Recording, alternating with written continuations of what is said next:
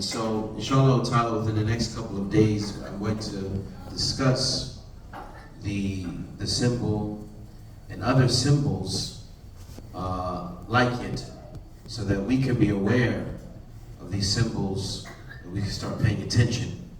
So like when you see your children with these different designs on their clothing, their t-shirts, or they come with these notes and you see certain numbers, weird numbers written, you see certain drawings, you have to ask questions. What does this mean? And you say, what does this mean? I don't think your child will say, oh, it's just some numbers. But you have to do some research, because there are signs and symbols for the shayateen.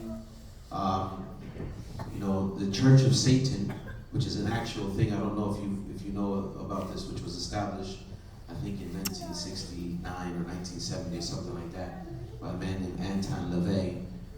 It's an actual religion. It's called the Church of Satan. They have an actual Bible. They have symbols and signs. And so you can look this up. And just so that, inshallah ta'ala, in the next couple of days, one of these days I want to hook my computer up to the TVs so that I can actually show you some of these symbols that you actually probably see on a day-to-day basis, but you may not necessarily know it, so that we can be aware of this. As I said, and for those who may have missed it, the only reason why I'm bringing this up in the masjid here is because we did have an incident here in the masjid where someone vandalized the masjid. May Allah subhanahu wa ta'ala forgive them and guide them.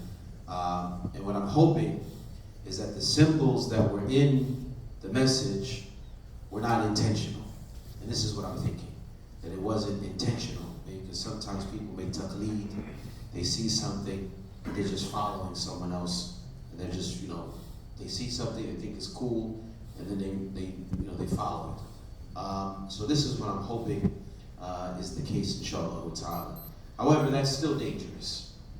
It's still dangerous, because the signs and symbols of the for the shayateen should be nowhere around us, and we should make sure that we purify our bodies, purify our cars, purify our homes, purify our souls away from any of these signs, these symbols. Because just like Allah Azza wa Jalla has signs and symbols that we're obligated to honor, and the shaitan is going to try to make his way into our lives in one way, shape, form, or fashion.